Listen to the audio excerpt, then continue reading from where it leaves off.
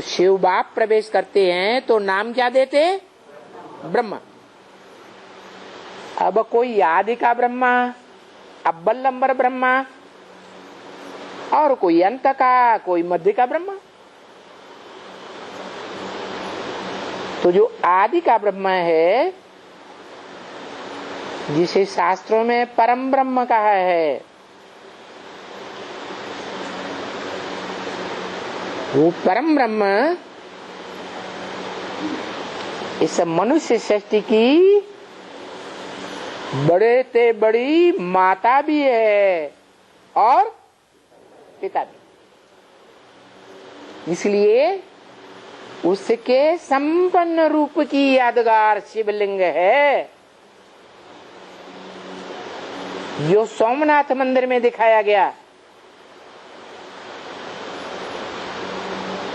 हीरा आत्मा की यादगार, हीरो पाटधारी की। और वो आत्मा जिस तन में विराजमान होती है, वो तन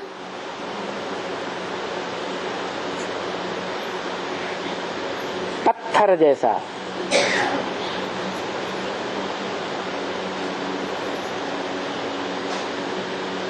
पत्थर बुद्धि कहो,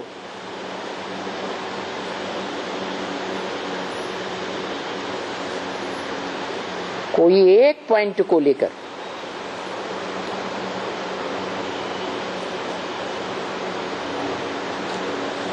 वो कौन सा पॉइंट है?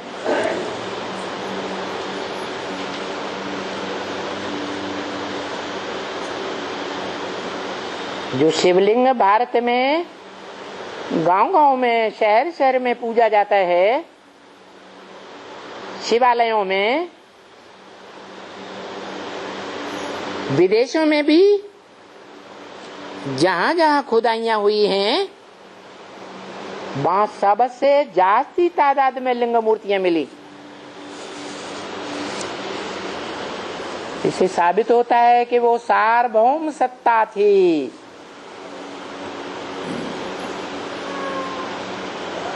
इस मनुष्य सृष्टि में जिसका गायन आज तक भी चला आता है, वसुदैव कुटुंबकम। सारी वसुधा, सारी पृथ्वी पर रहने वाले जो भी मनुष्य मात्र हैं, सब एक कुटुंब के प्राणी हैं, सब एक बाप को मानने वाले हैं।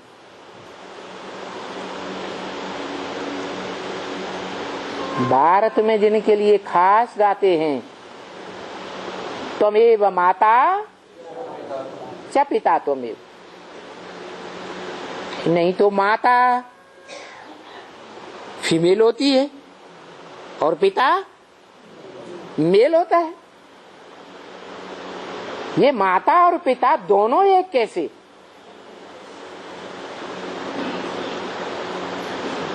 क्योंकि शिव बाप आते हैं, बाप को षष्ठी रूपी परिवार रचने के लिए पहले पहले क्या चाहिए? माता चाहिए। तो वो आत्माओं का बाप इस मनुष्य सृष्टि में उस हीरो पाटधारी आत्मा को त्रिकालदर्शी होने के कारण जानता है। क्यों है त्रिकालदर्शी? क्योंकि नहीं, जन्म मरण के चक्र में नहीं आता है। जब जन्म मरण के चक्र में ही नहीं आता, तो तीनों काल का ज्ञाता है या नहीं है? है। तो वो त्रिकालदर्शी है। परंतु वो स्वयं कहता है ब्रह्मा के तन में, ब्रह्म वाक्य है, मुरली का वाक्य है,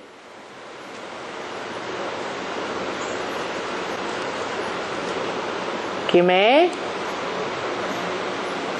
मात ब्रह्म रूपी माता का आधार लेता हूं।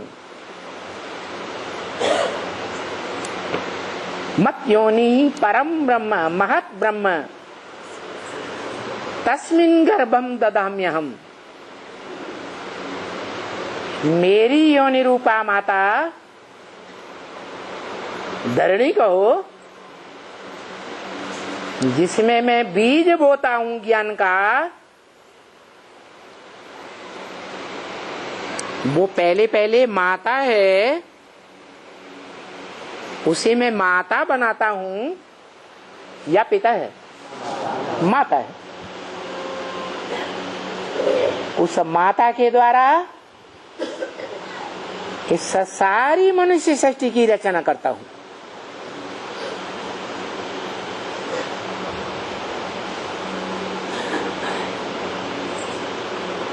पांच सौ 700 करोड़ मनुष्य मात्र उस ब्रह्मा के ही पुत्र हैं, जिस ब्रह्मा ने ये मनुष्य सृष्टि रची।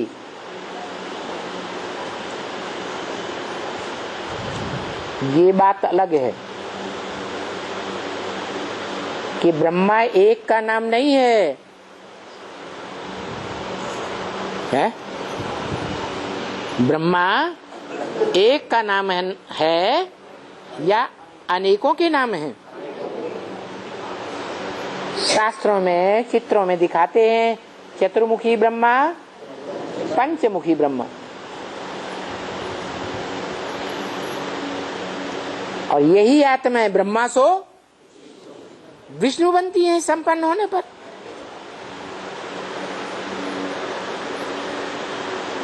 वो विष्णु है परम पद, जिससे ऊंचा पद और कोई होता ही नहीं। वो विष्णु सिर्फ माता का रूप है या पिता का रूप भी कंबाइंड है। लक्ष्मी और नारायण दोनों का कंबाइंड रूप विष्णु है। ऐसा कंबाइंड रूप जिनके स्वभाव संस्कार में कभी भी अंतर नहीं पड़ता। क्या लक्ष्मी और नारायण के स्वभाव संस्कार में वाइब्रेशन से, दृष्टि से, वाचा से, कर्म इंद्रियों के कर्म से कभी टक्कर होती है? और आज की दुनिया में है, आज की दुनिया में कोई भी मनुष्य मात्र कितना भी ऊंचा माना जाता हो, उनके युगल रूप में टक्कर जरूर होती है। क्योंकि कोई कारण है?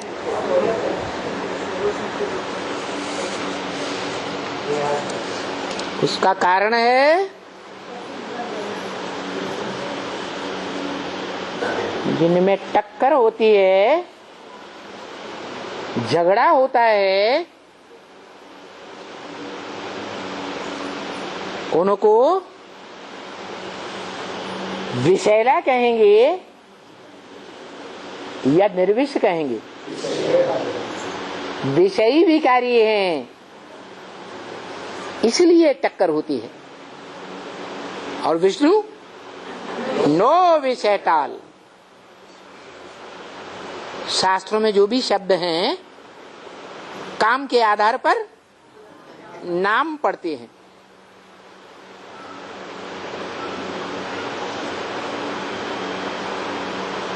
तो देखो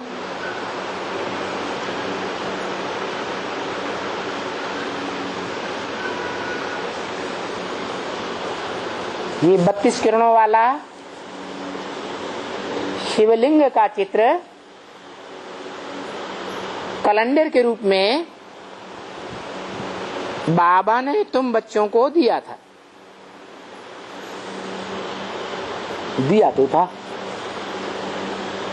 परंतु बच्चों ने उसे सिर्फ निराकार रूप में माना या निराकार साकार दोनों का मेल माना है, निराकार माना।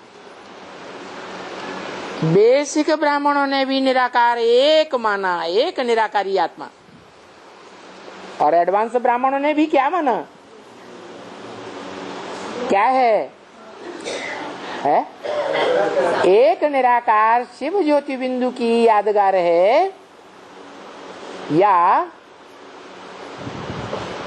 स्त्री पुरुष दो की यादगार है? दोनों की यादगार है।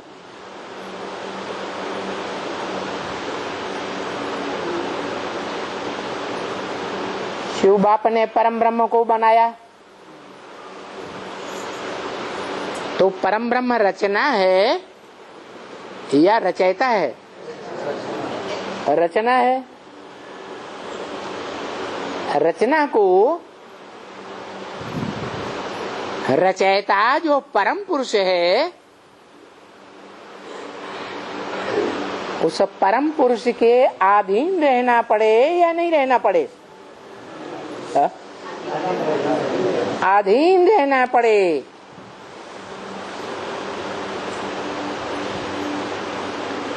सहयोगी बनकर रहना पड़े।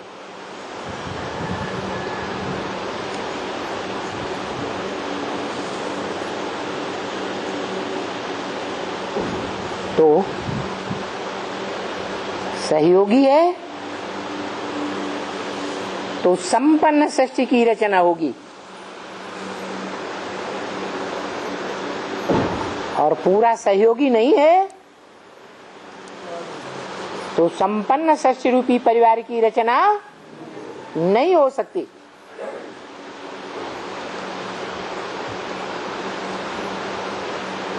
तो इस मनुष्य सृष्टि में एक ही आत्मा है, मनुष्य रूप में, जो शिव बाप के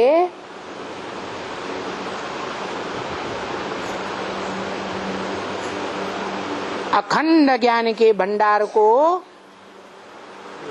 जीवन में धारण करती है।